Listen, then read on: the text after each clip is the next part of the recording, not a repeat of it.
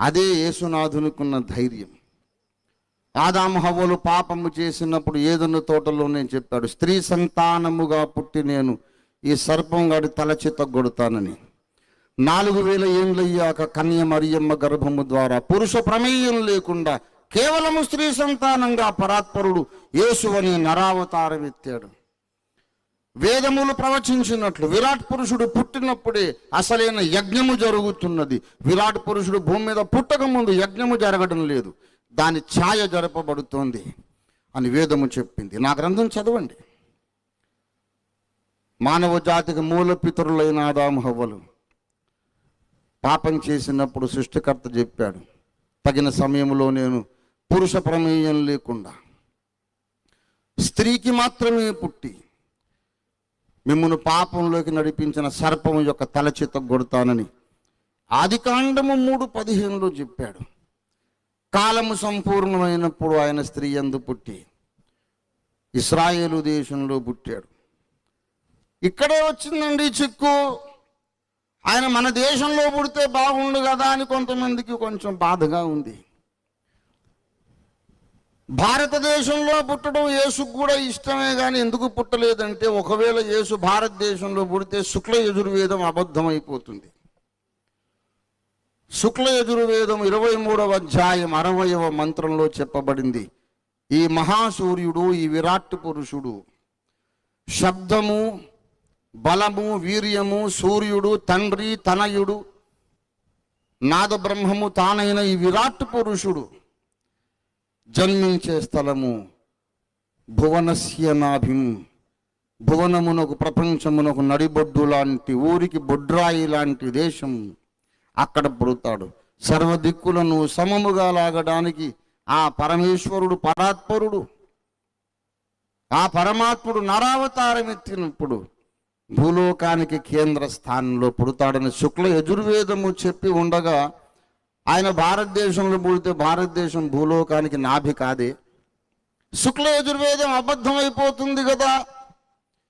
వ్రాయించిన వాడు ఆయన, దేవుడు అబద్ధమైపోతాడుగా మరి. అందుకని సర్వదేశములను రక్షించడానికి ఆయన భూలోకపు నడిబొడ్డు లాంటి ఇశ్రాయేలు దేశంలో పుట్టాడు. అందరి కోసం యజ్ఞమైనాడు, చనిపోయాడు, తిరిగి లేచాడు. ఈ విషయం కూడా ఋగ్వేదం 10వ మండలంలో చెప్పబడింది. దేవతలకు రాజైన ఈ మహేంద్రుని మహాత్మ్యమును చూడండి. అతడు నిన్న మరణించి ఉన్నాడు, ఇవాళ సజీవుడై ఉన్నాడు. నేను చెప్పేది అన్ని దేవతలు సమానమని కాదు.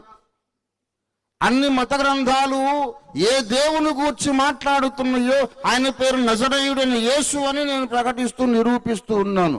ఖురాన్ చెప్పింది కూడా యేసుని గూర్చే.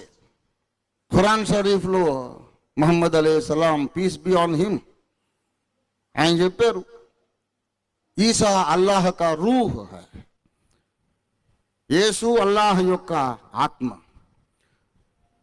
ఈసా అల్లాహ్ కా కలాం హై, యేసు దేవుని వాక్కు, ఈసా అల్లాహ్ కా జలాల్ హై.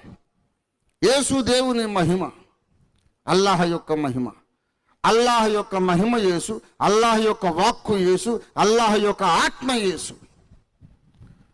అల్లాహ్ యొక్క ఆత్మ యేసు అయితే, అల్లాహ్ దేవుడైతే అల్లాహ్ యొక్క ఆత్మ మనిషి ఎలాగవుతాడు? అల్లాహ్ దేవుడైతే అల్లాహ్ యొక్క మహిమ మనిషి ఎట్లాగవుతాడు? అల్లాహ్ దేవుడైతే అల్లాహ్ యొక్క వాక్కు మానవ మాత్రుడు ఎలాగవుతాడు? అల్లాహ్ యొక్క వాక్కు, అల్లాహ్ యొక్క ఆత్మ మానవ మాత్రుడైతే అల్లాహ్ కూడా మానవ మాత్రుడని ఒప్పుకోలేరు కదా. If the spirit of Allah is a human being, how can Allah be God? If Allah is God, the spirit of Allah has got to be God. Quran చదివి రక్షింపబడిన ముస్లిం సోదరులు ఎందరో ఉన్నారు, వాళ్ళకి ఎవరు సువార్త చెప్పలేదు. ఖురాన్ని చదివి చదివి చదివి చదివి చదివి యేసే రక్షకుడిని ఒప్పించబడ్డారు. అక్బర్ హక్ గారి తండ్రి అబ్దుల్ హక్ గారు భక్త్ సింగ్ గారితో కలిసి సేవ చేశారు. వారి కుమారుడు Akbar Haq Bill Graham evangelistic అసోసియేషన్లో ఆయన member, associate evangelist. Iskandar Jadeed Germany దేశంలో ముస్లిం సోదరులకు సువార్త ప్రకటిస్తున్నటువంటి మేధావి. యానిస్ షరూష్ అరబ్ దేశంలో పుట్టి ఖురాన్ చదివి రక్షింపబడి ఇవాంజలిస్ట్ అయినాడు యానిస్ షరూష్. ఈ పేర్లన్నీ నెట్లో కనపడతాయి. మస్కిటో నెట్లో కూర్చొని వెతక్కండి, ఇంటర్నెట్లో చూడండి. ప్రియులారా, అబ్దుల్ హక్ గారు అయితే అప్పుడు ఆ రోజుల్లో బిఫోర్ ఇండిపెండెన్స్, పాకిస్తాన్ బంగ్లాదేశ్ అంతా ఇండియా ఒకటే కదా అప్పట్లో. ఆ రోజుల్లో ఆయన ప్రపంచ వార్తా పత్రికల్లో ప్రకటన చేశాడు, ఏసే దేవుడు, ఏసే మోక్ష మార్గం అని ఖురాన్ ఆధారంగా నేను నిరూపిస్తాను, నిరూపించలేకపోతే నేను బ్యాక్ రివర్స్లో ఇస్లాంలో కన్వర్ట్ అయిపోతాను, ప్రపంచ మేధావులారా రండి అని ఆహ్వానం పలికాడు. ఆయన జీవిత కాలంలో 40 సంవత్సరాలు ఎవ్వరూ రాలేదు. Everybody knows who Jesus is. ప్రియులారా, మా తాతగారి యొక్క తండ్రి వెంకట్రాముడు గారు